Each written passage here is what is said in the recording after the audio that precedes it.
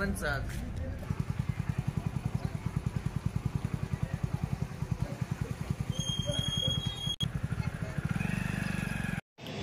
आंतरवली सराटीमध्ये मनोज जरांगे पाटील 2 दिवसापासून मराठा आरक्षणासाठी आणि त्यांचा सोयरे संघटनेचे ओबीसीमधून कुणबी प्रमाणपत्र वाटपासाठी 2 दिवसापासून त्यांनी आमरण उपोषणाला बसलेले आणि त्यांनी काल महाराष्ट्र बंदची आज हाक मारली होती।